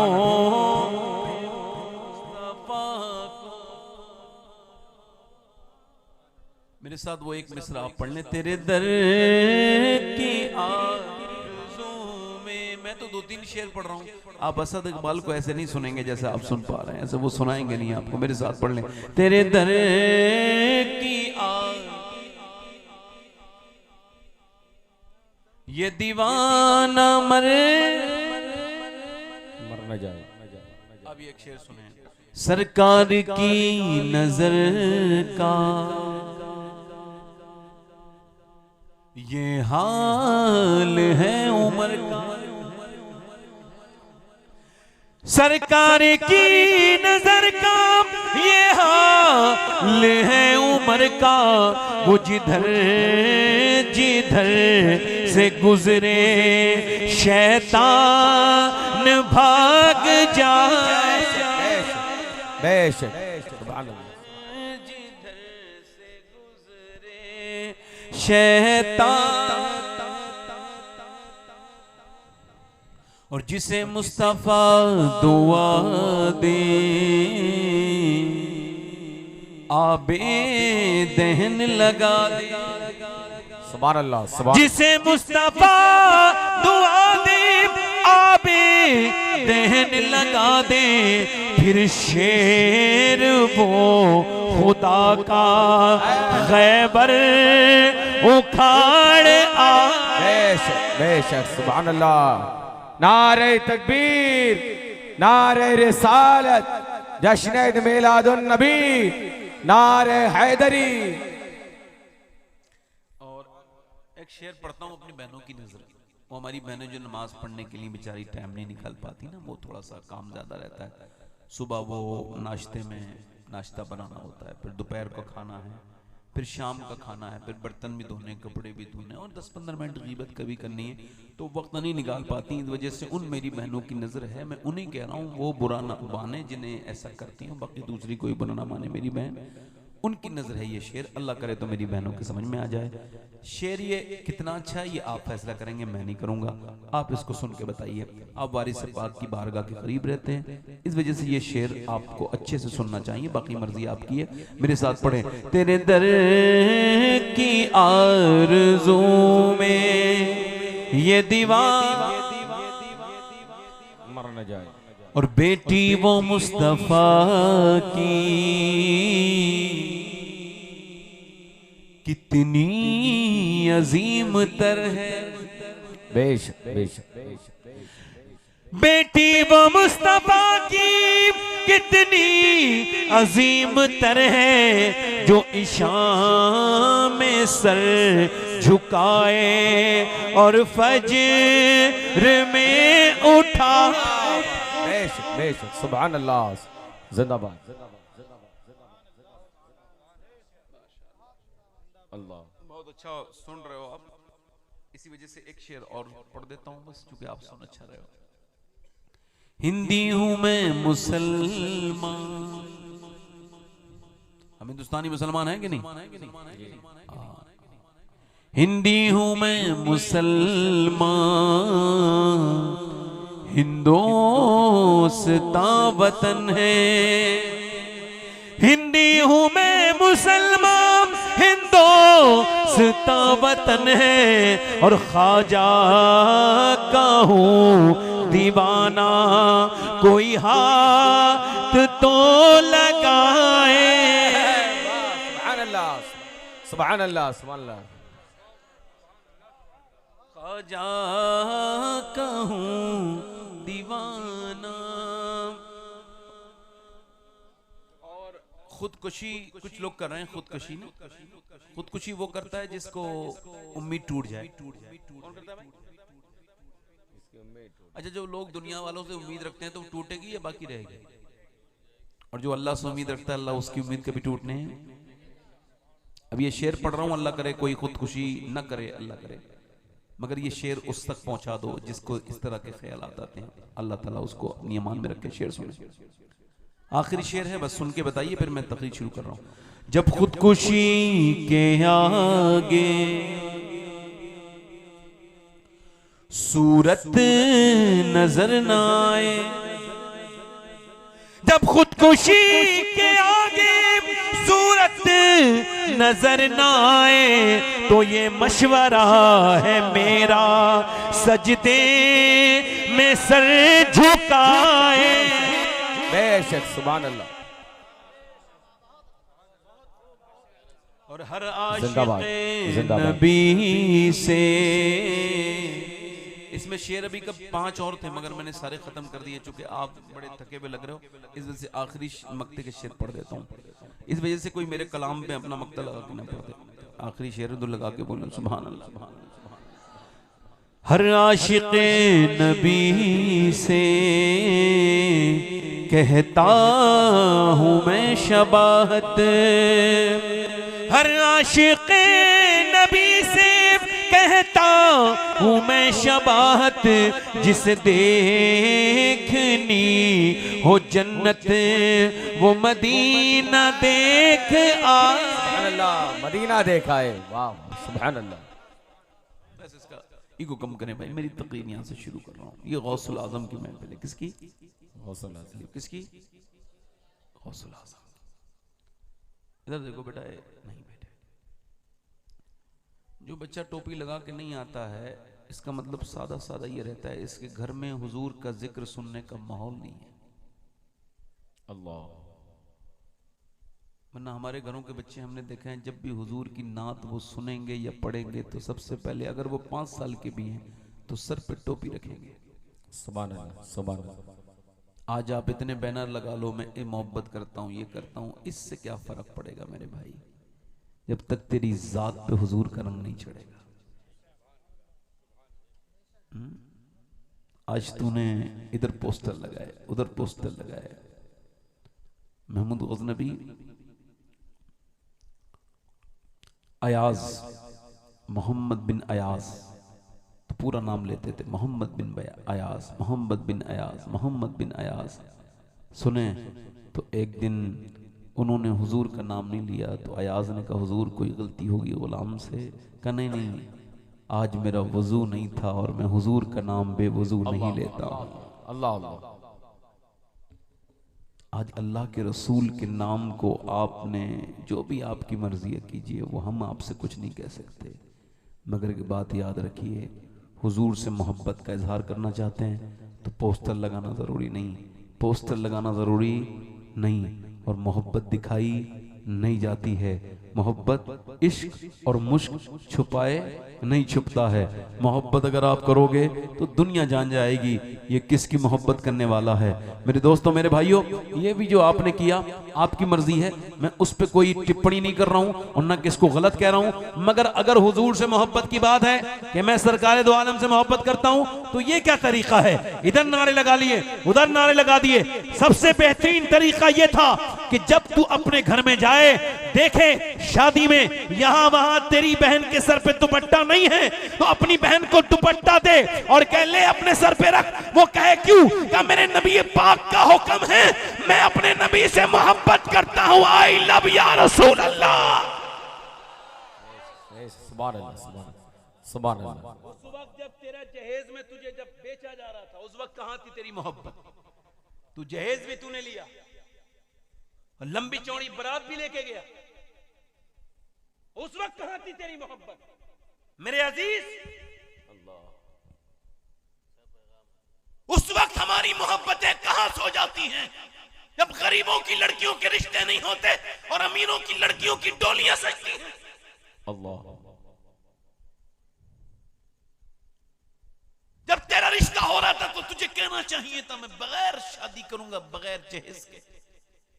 तो जब कोई इससे पूछता क्यों नहीं करूंगा भाई, क्यों? का इस वजह से कौन देता है देने को मुंह चाहिए, देने वाला है सच्चा हमारा नबी। मोहब्बत का इजहार कहां करने बैठा है? मोहब्बत का इजहार तो तब होना चाहिए था जब मस्जिद से अजान की आवाज आए, तू अपने दोस्त के साथ बैठा है, तू मोबाइल देख रहा है, तू ये कर रहा है, वो कर रहा है, ऐसी अजान की आवाज आई तूने मोबाइल बंद कर लिया, तू घर से निकला मस्जिद के लिए, और मस्जिद में जाने के बाद लोगों ने कहा कहां जा रहा है, मेरे साथ तो रुक दोस्त, ओए बैठा था बैठा रहे, मस्जिद की अजान की आवाज आगे जा रहा हूं। अरे भाई क्यों जा रहा है? क्या इस वजह से मेरे सरकार की आंखों की ठंडक है नमाज। बहुत अच्छा पैगाम, माशाअल्लाह, जिंदाबाद। किसी को चढ़ाने के लिए नारे लगाना इस्लाम में है क्या? पूछना चाहता हूं, क्या हम लोग अपने आप के बारे में गौर नहीं करेंगे? हम अपने नौजवान जोशीले बच्चों को समझाएंगे नहीं कि मेरे दोस्त, मेरे बच्चे, तुझ भी छोटा है, तुझे इस मुल्क के माहौल का खबर नहीं, पता नहीं, तुझे इस तरह के नारे नहीं लगाने, तुझे अपने आप को इस आफतों में नहीं फंसाना है। मेरे दोस्त, अगर हुजूर से मोहब्बत ही करनी है तो एक बात ये कर कि कभी अपनी माँ से जोर से ना बोलना। एक सहाबी ने कहा, या रसूल अल्लाह, मैं आपके साथ जिहाद पे जाना चाहता हूँ। फरमाया, तेरे माँ बाप हैं, हाँ, उनकी खिदमत कर, फिर तुझे जिहाद का ही सवाब मिलेगा। मैं आपके सामने किसी भी तरह की तकरीर कर सकता हूँ, मगर मेरे भाई अपनी जिंदगी को तब्दील करो। देखो, इस वजह से ये बात कह रहा हूँ, हो सकता है भाई इसे माइक का आप इसका गूंज कम करें, और इसको आप ऐसा करें कि एक जगह इसे सेट कर दें, और आपने ज़्यादा आवाज़ बस ऐसी कर दें कि आवाज़ आती रहे लोगों। देखो, हो सकता है मेरे भाई ये मेरी ज़िंदगी की आखिरी तकरीर शुरू हो रही हो सकता है। देखो, मैं इस वजह से कह रहा हूँ, मेरे हुजूर से पूछा गया, ये अर्ज़ की गई, या रसूलल्लाह, ये बताइए अक्लमंद कौन है? अक्लमंद कौन है? आज आपको लगता है जो पैसे ज़्यादा जमा कर ले वो अक्लमंद है, जो प्लाट ज़्यादा खरीद ले वो अक्लमंद है? बोलो, वही तो अक्लमंद है हमारी नज़र में, जिसके पास ज़्यादा दौलत हो, बेहतरीन जिसके पास ज़िंदगी हो। अल्लाह के रसूल से अर्ज़ की गई, या रसूलल्लाह, अक्लमंद कौन है? आपने फरमाया, जो मौत को कसरत से याद करके उसकी तैयारियां शुरू कर दे। क्या कर दे? यहां आज जहां तकरीर मैं कर रहा हूं, यहां 20 साल के बाद कोई और मुकर्रिर तकरीर कर रहा होगा। जो बच्चे हैं वो जवान हो चुके होंगे, जो बूढ़े हैं वो कब्रों में चले जाएंगे, और जो नौजवान हैं, और ये तो छोड़ो आप, हो सकता है मेरे भाई ये मेरी ज़िंदगी की आखिरी तकरीर हो रही हो। अगर ऐसा हो सकता है तो ऐसा भी हो सकता है कि इस पूरी महफिल में कोई मेरा अजीज, मेरा भाई बैठा हो जो आखिरी तकरीर सुन रहा हो सकता है इसके बाद वो तकरीर। अल्लाह। अच्छा, कभी मौत ने कहा है किसी बेनमाजी से, यार तौबा कर ले, तू मर जाएगा कल? कहा है कभी? हालांकि बेनमाजी के बारे में अल्लाह के रसूल फरमाते हैं जलील होके मरेगा, इतना जलील होगा कि 7 समंदरों का पानी भी पी लेगा, उसकी प्यास नहीं बुझेगी। जो अपने रब के सामने झुकता नहीं है, नमाज का पाबंद नहीं है, और मरेगा जलील होकर, उठेगा जलील होकर फिरौन के साथ, नमरूद के साथ, हामान के साथ। अल्लाह। गौसुल आजम फरमाते हैं, बेनमाजी को जब दफन करो तो उसका कब्रिस्तान अलग बनाओ, मुसलमानों का कब्रिस्तान में दफन ना करो, उस पर जब अजाब आएगा तो दूसरे मुर्दों को तकलीफ। अल्लाह। इसका मतलब यही तो है, मुसलमानों को कब्रिस्तान में दफन ना करो। इधर देखो, आज तक मौत ने कहा किसी से, ओ बेनमाजी तू तौबा कर ले, आज के बाद फिर तू कभी ना अब आज के बाद तू मर जाएगा कल? कभी नहीं कहा किसी शराबी से, ए भाई ए क्या मामला है, क्या? इधर बैठो, आके इधर बैठो, बैठो इधर बैठ जाओ, बैठो। हम सब जानते हैं बेटे, जिंदगी हो गई हमको, 15 साल हो गए, हमें सब खबर है, तुम्हारा दिल ही नहीं लगा इसमें। दिल लग जाए तो इंसान अपना दिल अगर उसका हुजूर से लगा हो तो फिर हिलता जुलता नहीं है वो। हाँ, उम्र हो गई बेटे, हाँ, अभी सर पे टोपी रख के नहीं आया, मुझे क्या समझा रहे हो? हुजूर की महफिल में बैठे हो, कुछ सुन के चले जाओ। हो सकता है तुम्हारे फायदे ही कोई बात मैं कह के चला जाऊं, हो सकता है जिस पे तुम अमल कर लो मेरे भाई तो कुछ जिंदगी आपकी बदले, तो मुझे भी उसका सवाब मिल जाए और मेरी भी आखिरत सवर जाए। आपसे कह रहा हूं मेरे दोस्त, आप ही से, किसी और से नहीं, नौजवानों से कह रहा हूं। ये मैं जो कहते हैं हम आशिक रसूल हैं, इनसे कह रहा हूं, आपके अंदर इश्क रसूल है। मौत ने कभी कहा, ओ शराबी आज के बाद शराब ना पीना, मर जाएगा कल? कहा कभी? माँ बाप से जो तेज आवाज से बात करता है, बदतमीजी से बात करता है, उससे मौत ने कभी कहा कि आज के बाद तू मर जाएगा, तौबा कर ले? कभी कहा उससे? कभी कहा? कभी कहा? कभी झूठ बोलने वाले से कहा मौत ने आज तौबा कर ले? कभी आप कहाँ कहो तो बताओ, कभी कहा हो तो बोलो। मैं आपसे कह रहा हूं बोलो हाँ या ना करो। बोला कभी? कहा कभी? नहीं कहा ना। अब ये बात इस वजह से कह रहा हूं, पूरा मजमा मेरी इस बात को दोहरा भी ले, पूरी तकरीर भूल जाना, मगर ये मेरा गौसे आजम का फरमान जो है मेरे शेख का, ये ना भूलना। ना किसी शराबी से कभी मौत ने कहा, ना कभी बेनमाजी से कहा, ना माँ बाप के नाफरमान से कहा। अब गौसे आजम फरमाते सैयदना शेख कि मौत तुझे हाल बदलने नहीं देगी। मेरे साथ जरा ये आप जुमला दोहराइए, मौत तुझे हाल बदलने नहीं देगी, लिहाजा जिस हाल में मरना चाहता है उसी में जीना शुरू कर दे। अल्लाह। अब जो बदनिगाही करके जी रहा है, जो गीबत करके जी रहा है, जो बदतमीजी, उसी हाल में मरेगा। और मौत उसे हाल बदलने, जल्दी बोलो, मौत उसे हाल बदलने, मौत उसे हाल बदलने नहीं देगी। यानी 22 साल का नौजवान है, करीब से बता देता हूं। अच्छा क्या उम्र है आपकी? मैं तो उम्र पूछना चाहता हूं। आपकी उम्र 50 साल है। कब्रिस्तान में जाइए, 50 साल के मुर्दे वहां हैं जो 50 साल की उम्र मरे थे। आप कितने साल के हैं? 40 साल के। तो फिर जाइए, कब्रिस्तान में आपको मिलेंगे 40 साल के मुर्दे मिलेंगे। 20 साल के, हाँ 20 साल के भी हैं। 15 साल के, हाँ 15 साल के नौजवान भी वहां दफन है। मौत किसी को छोड़ती नहीं, न किसरा को छोड़ा, न दारा को छोड़ा, न सिकंदर को छोड़ा, न बड़े बड़े रुस्तम को, रुस्तम जमा को छोड़ा, न मुझे छोड़ेगी, न किसी सेक्रेटरी को छोड़ेगी, न किसी मंत्री को छोड़ेगी, न किसी विधायक को छोड़ेगी, न किसी जानवर को छोड़ेगी, न किसी इंसान को छोड़ेगी। मौत ने न जाने कितनों को इबरत का निशाना बना दिया और कितनों के इबरत का निशान वो बनाएगी। और ना आप बचेंगे, ना मैं बचूंगा, ना तकरीर करने वाले बचेंगे, ना तकरीर सुनने वाले बचेंगे। सबको मौत आकर के रहेगी। और मगर याद रखने की बात यह है कि आप किस उम्र में जी रहे हैं। अगर आप ये सोच रहे हैं मैं इस उम्र में नहीं मरूंगा, तो जाओ कब्रिस्तान, तुम्हारी उम्र में लोग मर चुके। अल्लाह, क्या उम्र है आपकी? 22 साल का जवान है।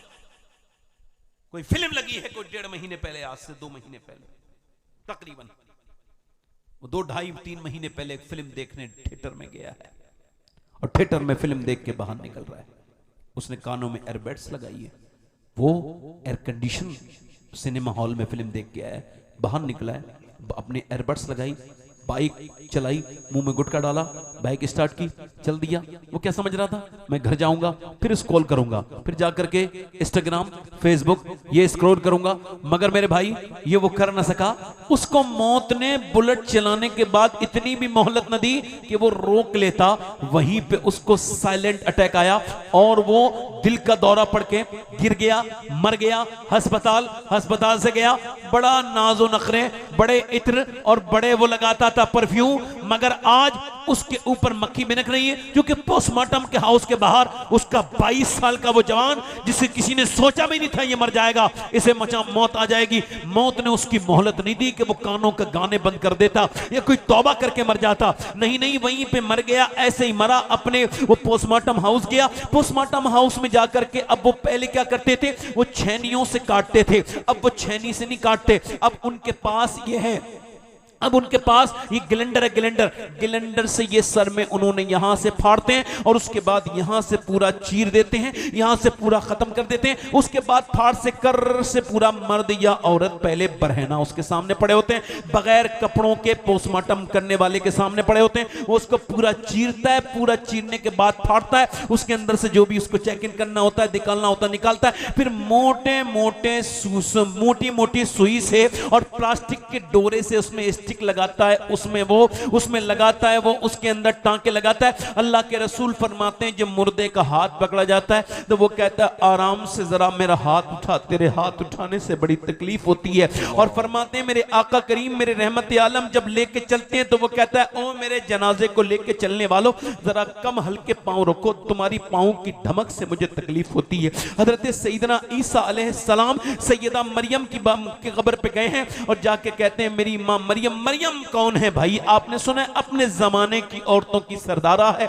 हजरत ईसा ने अपनी माँ से कहा है, मेरी माँ मैं अब तुझे जिंदा करना चाहता हूँ, मैं मुर्दे जिंदा कर लेता हूँ, तुझे देखने का दिल करता है मेरी प्यारी माँ, तू कहे तो तुझे जिंदा कर दूं। अंदर से आवाज आई, ना मेरे ईसा ना, मुझे इतनी तकलीफ हुई थी रूह निकलते वक्त कि उसका एहसास मुझे अभी तक हो रहा है मेरे लाडले, मुझे जिंदा न करना। मैं तो ये सोच रहा हूँ दिन रात गाड़ियों में रहता हूँ, सफर में रहता हूँ, मालिक जब मैं मरूं तो परवरदिगार मुझे पोस्टमार्टम वाली मौत से बचाना। जब एक हाथ उठाने से इतनी तकलीफ होती है तो पोस्टमार्टम वाले जब चीरते होंगे तो कितनी तकलीफ होती होगी। अल्लाह अकबर। उसका जनाजा घर पहुंचा, मां रोई, हाय मेरे लाल, बहनें रोई, सब रोए, मगर मेरे दोस्त सब रोते हैं मगर कोई किसी को रोकता नहीं। रिश्तेदार कह रहे हैं हमारी दुकानें बंद हैं, मोहल्लेदार कह रहे हैं बहुत वक्त हो गया जल्दी चलो। 22 साल का जवान जनाजे को उठाया गया और फिर उसने, अल्लाह के रसूल फरमाते हैं मेरी नज़र में सबसे खतरनाक जगह कब्र है। सैयदना उस्मान ज़ुन्नूरैन एक गड्ढे को देख के बेहोश हो गए, गिर गए। किसी ने पूछा, ए ज़ुन्नूरैन, ए दामाद रसूल, आप डरते क्यों हैं? आप तो जन्नती हैं, ये आप इसको देख के कैसे बेहोश हो गए? फरमाने लगे इस गड्ढे को रास्ते के देख के मुझे अपनी कब्र का गड्ढा याद आ गया कि एक गड्ढा मेरा होगा जिसके ऊपर मुझे तख्ते लगा के रख दिया जाएगा। अब उसको तख्ते लगा के उसको दफन करके ऊपर से तख्ते लगा के मिट्टी डाल के, अब जब उसकी आंख खुलती है तो लोग जा रहे होते हैं। हुजूर फरमाते हैं और कहां, वो कहता है कहां चले मुझे छोड़ के मेरे दोस्तों, कितनी रातें तुम्हारे साथ गुजारी मेरे भाइयों, कितनी मैंने तुम्हारे साथ रातों को मैंने इधर उधर कला। एक रात की तो बात है, थोड़ी देर रुक जाओ मेरे यारों, तुम रुक जाओ मेरे बेटो, तुम रुक जाओ मेरे दोस्तों, मेरे अजीजों, मेरे रिश्तेदारों, मगर कोई नहीं रुकता, कोई नहीं रुकता, कोई नहीं रुकता मेरे भाई। ये जो तकरीर कर रहा है सारे जितने भी हैं, अगर अल्लाह ने चाहा तो मौत की जब कब्र में आंख खोलेंगे, सोचो तो हम तकरीर कर रहे हैं और सुन रहे हैं और हमारे साथ ऐसा होने भी वाला है। कुछ दिनों के बाद, 10 साल के बाद, 20 साल के बाद, किसी के पास 15 साल के बाद, मगर एक सवाल का जवाब तो मुझे नौजवानों, वो जो फिल्म देख के मरा था, जब उसकी आंख खुली होगी, हुजूर तशरीफ लाए होंगे, तो उसने कौन सी हिम्मत लाई जुटाई होगी जो हुजूर को अपनी उन आंखों से देखने की जिनसे वो फिल्म देख के मरा है। अल्लाह, कल है दीदार का दिन, आज यहाँ आंख बेकार है, क्या होना है। मौला अली फरमाते हैं मैं अपनी आंखों से अपनी शर्मगाह भी नहीं देखता। किसी ने पूछा ये नाजायज तो नहीं? फरमाते बात ठीक है, मगर जिन आंखों से हुजूर को देखता था उससे देखने में शर्म आती है। मेरा इमाम कहता है कि छुप के लोगों से किए जिसके गुनाह वो खबरदार है, क्या होना है। पाँव राह पुरखार है, क्या होना है। और कल तो दीदार का दिन, आज यहाँ आंख बेकार है, क्या होना है। ये गंदी तस्वीरें, ये फिल्में, ये ड्रामे देखने वालों, इधर देखो, किसी को शराबी को सुकून नहीं मिल सकता। बस जब से शराब पिएगा तब तक उसको हल्का फुल्का दिमाग उसका इधर उधर रहेगा, मगर सुकून नहीं मिल सकता। न किसी व्हाट्सएप वाले को सुकून मिल सकता है, न किसी यूट्यूबर को सुकून मिल सकता है, न किसी इंस्टाग्राम देखने वाले को। अगर सुकून मिलेगा तो फिर मेरे रब का ये फरमान कि अल्लाह के जिक्र में दिलों का चैन है, इसको कहां लेके जाऊं? अल्लाह, मेरी तरफ देखो मेरे भाइयों, देखो असद भाई आ रहे हैं, हम मेंबर वाले लोग अगर चाहेंगे तो उनका इस्तकबाल कर लेंगे, मगर आप लोग नहीं उठेंगे, क्योंकि आप उठने के बाद फिर ठीक से बैठ नहीं। आप आराम से इंशाअल्लाह ताला बैठे रहिए। नारे तकबीर, नारे रिसालत, नारे रिसालत, जश्न ईद मिलादुन नबी, जश्न ईद मिलादुन नबी, फैज़ान गौसे आज़म, फैज़ान गौसे आज़म।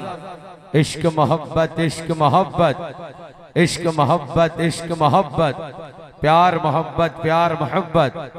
शायर सलाम असद इकबाल कलकतवी। नारे तकबीर, नारे रिसालत। बैठ जाइए, बैठ जाइए। आपने तारुफ भी सुन लिया भाई, मेरी तरफ देखिए।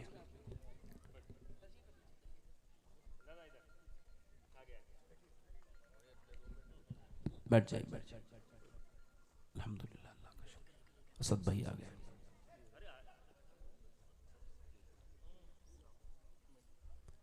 मैं आपसे अर्ज कर रहा था मेरे दोस्त, मेरे भाई,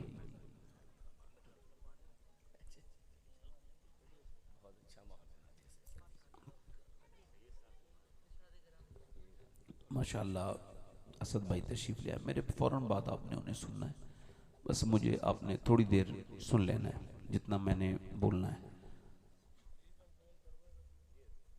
अब आप ज़रा थोड़ा सा आपसे गुजारिश करता हूँ मेरी तरफ ध्यान दें। हमारे रिजवान भाई तशरीफ रखते हैं, अल्लाह ताला आप सबको सलामत रखे। मैं कह रहा था मेरे भाई आप मेरी तरफ देखें, और ये जो आपने अपने इंस्टाग्राम पर फेसबुक पे वक्त गुजारा है, इससे सुकून आपको मिल जाएगा? बिल्कुल नहीं मिलेगा, कभी नहीं मिलेगा। सिर्फ जितनी देर देखोगे दिमाग उतने वक्त तक आपका सुन तो हो सकता है, एक तरीके से बीमारी का शिकार तो हो सकता है, मगर सुकून नहीं मिलेगा। न जिना करने वाले को सुकून मिलेगा, न शराब पीने वाले को सुकून मिलेगा, न जिना में डूबने वाले को सुकून मिलेगा, न दौलतों में खेलने वाले को सुकून मिलेगा, न गाड़ियों में चलने वाले को सुकून मिलेगा, अगर न क्लब में नाचने वालों को सुकून मिलेगा, न नाचने वाली को सुकून मिलेगा, और सुनो न दौलत कमाने वालों को सुकून मिलेगा, न दौलत खाना बेहतरीन खाने वालों को सुकून मिलेगा। अगर ये सुकून मिल जाता व्हाट्सएप पर, अगर सुकून मिल जाता फेसबुक पर, अगर सुकून मिल जाता इंस्टाग्राम पर, तो मियां फिर मेरे रब के वादे का क्या होता? अल्लाह ने फरमाया मेरे जिक्र में दिलों का चैन है। सुकून अल्लाह के जिक्र में मिलेगा, सुकून व्हाट्सएप पे नहीं मिलेगा, सुकून मदीने वाले की नातों में मिलेगा, सुकून मदीने वाले की बातों में मिलेगा, सुकून मेरे आका करीम की नातों में मिलेगा। मेरे दोस्त, मेरे भाई, ये आपसे पूछना चाहता हूं और आप सब मुझे इस सवाल का जवाब दें। ये जो आपकी आंखें हैं, क्या ये आपकी आंखें हैं? नहीं नहीं नहीं, ये आपकी आंखें नहीं। अल्लाह के रसूल से पूछा गया आंखें, अल्लाह के रसूल से पूछा गया आंखें क्यों बनाई गई? अल्लाह के रसूल ने फरमाया ये आंखें अल्लाह के दीदार के लिए, यानी जब अल्लाह तुम्हें जन्नत देगा, जब वो बख्श देगा, तो फिर ये तुम्हें अल्लाह का दीदार के लिए आंखें बनाई गई हैं। मगर अगर कयामत के दिन यही आंखें मेरे खिलाफ बोलने लगे, ऐ मेरे परवरदिगार तूने दी तो इस वजह से थी कि ये तेरा दीदार करें, मगर इसने गंदा कर लिया, कहीं का ना छोड़ा, कहीं का ना छोड़ा। हजरत उस्मान गनी के दरबार में एक आदमी आया जो अभी मोहल्ले में एक औरत को बुरी नजर से देख के आया था। आपने जैसे ही उसे देखा और फरमाया अरे लोग हमारी महफिलों में आते हैं जिना करके, कहने लगा क्या आप पर कोई वही आने लगी? पर मैं वही नहीं, अल्लाह ने मुझे जो नूर ईमान दिया है, मैंने देख लिया है कि तेरी आंखों में जिना है, ये आंखों का जिना है। आप क्या समझते हो क्या फिजिकल जिना जिना होता है? नहीं नहीं मेरे भाई, ये भी एक जिना की सूरत है, आंखों से देखना, ये आंखों का जिना। अगर किसी की ऑडियो वायरल हो रही है फला की, इसकी, उसकी, ये इसमें कोई हैरत ना करो। जो भी शरीयत से आगे निकलेगा रुसवाई उसका मुकद्दर है, उसको रुसवा होना है। जब गैर महरम से बात करना हराम था, अल्लाह, इससे कोई फर्क नहीं पड़ता है कि वायरल किसकी हुई है। जो भी शरीयत की हुदूदों को फलांगेगा, इससे आगे जाएगा, बर्बादी उसका मुकद्दर है, बर्बादी उसका नसीब है, उसको पता होना चाहिए। अच्छा तूने क्या किया? एक लड़की से और तू वीडियो कॉल कर रहा है, वीडियो कॉल ठीक है कर, अच्छा ठीक है। मैंने एक लड़के से कहा ये बताओ तुम्हारी ये जो बहन बैठी है उसका नाम लेके, अगर ये किसी लड़के से वीडियो कॉल रात के उसी टाइम पे करे जब आप उस लड़की से वीडियो कॉल करते हो, तो कैसा लगेगा? गुस्सा आने लगा उसे। मैं कहा मेरे भाई अगर तेरी बहन है तो वो भी तो किसी की बहन है। वीडियो कॉल, बेहयाई का जमाना, बेशर्माई का जमाना। 11 लाख लड़कियां मुसलमानों की चली गई। एक सवाल का जवाब चाहता हूं, बहुत दिनों से ये सुन रहा हूं, बयान भी कर रहा हूं, एक सवाल का जवाब दो, क्या वो वाकई में मुसलमान थी जो चली गई? क्या वो सही मानों में मुसलमान थी? सही मानों में थी? जल्दी बोलो, सही मानों में थी? अगर सही मानों में वो थी तो मुझे सवाल का जवाब दिया जाए। मैं अल्लाह का शुक्र सैयद हूँ, हर तकरीर में ये बात कहता हूँ, यहाँ भी कह रहा हूँ, मैं जब मर जाऊँ तो मेरी वसीयत है मेरी कब्र में और दफन करने के बाद से पहले मेरे सीने पे एक फ़लस्तीनी उन साहबजादियों, उन शहजादियों में से, मेरी बेटियों में से किसी एक का जूता मेरे सीने पे रख देना जिसने ये बयान दिया हम जब रात को सोते हैं तो पहले कुरान पढ़ते हैं, फिर बुर्का ओढ़ते हैं, फिर सोते हैं। किसी ने कहा बुर्का ओढ़ के तो कोई नहीं सोता, आप क्यों सोती हो? का इस वजह से कि जब बम गिरते हैं तो सुबह को लाशें मलबे में तब्दील हो जाती हैं, और जब मलबों में से वो लाशें निकलती हैं तो हम ये सोच के बुर्का ओढ़ के सोते हैं कि जब सुबह को हमारी लाशें निकलें तो पर्दे में होनी चाहिए, बेपर्दा नहीं होनी चाहिए, ताकि क़यामत के दिन अल्लाह के रसूल से मुलाकात हो तो हम अर्ज़ कर दें, ए अमना के लाल, हमारे 15 से 20 हज़ार बच्चे भूख से मरे थे, एक एक भी ब्रेड नहीं मिला उनको, ब्रेड को छीनते छीनते मर गए। अल्लाहु अकबर। और या रसूलल्लाह, हमारे जवानों को कफन नहीं मिला, मगर हमने कोई एक लड़की की मिसाल दे दो, पूरी दुनिया मुझे ढूंढ के ला दे, किसी एक फिलिस्तीनी लड़की ने किसी एक यहूदी का हाथ पकड़ के कहा हो तू मुझे ले चल, मैं तेरे साथ चलने के लिए तैयार हूं, तू मेरा मजहब बदलवा दे, बस मेरी जान बचा ले। कि एक मिसाल नहीं दे सकते। उन लड़कियों ने ये तो नहीं कहा, हाँ ये जरूर कहा, ए आमना के लाल, जब तक जान रहेगी तेरे कदमों पे कुर्बान रहेगी। ये लड़कियां कौन है, ये बच्चियां कौन है जिन्होंने दीन को छोड़ना शुरू कर दिया? आप क्या समझते हो? कयामत के दिन इमाम हुसैन पूछेंगे जरूर, ओ मेरे मानने वाले, मैंने तो पूरी उम्मत बचाई थी, तुझसे अपने घर की बहन और बेटी ना बची। अल्लाह पूछेंगे तो जरूर, पूछेंगे तो जरूर इमाम हुसैन, पूछेंगे तो जरूर। मौला कायनात के गुलामों, हमारी शादियां, हमारी बच्चियां आप देखते नहीं, सरों पे दुपट्टे रखना अब मुश्किल हो गया। शादियां जाके देखो, खाने जाके देखो, बेहयाई आके देखो। सही आदमी अब मुसलमानों की शादी में नहीं जा पाएगा। क्यों? क्या जाकर देखेगा? क्या देखेगा? किसी मुसलमान बच्ची के सर पे तंग कपड़े, ये देखने जाएगा वो? क्या देखने जाएगा वो, मुझे बताओ? इधर के नारे, उधर के नारे, ये बातें वो बातें, ये मेरा पीर, वो उसका पीर, ये इसका, और ये दुनिया भर की चीजें करने वालों, ये बताओ क्या तुमने शरीयत का दामन पकड़ा है कि नहीं पकड़ा?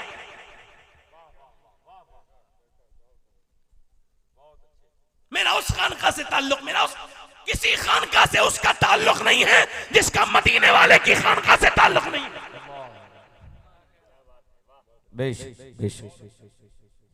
अगर कोई खानका का पीर भी शरीयत से दूर है तो उसका अपने बुजुर्गों से कोई ताल्लुक नहीं। बहुत अच्छा पैगाम। शरीयत के सब गुलाम हैं, शरीयत किसी के कोई गुलाम नहीं। क्या देखने जाएंगे?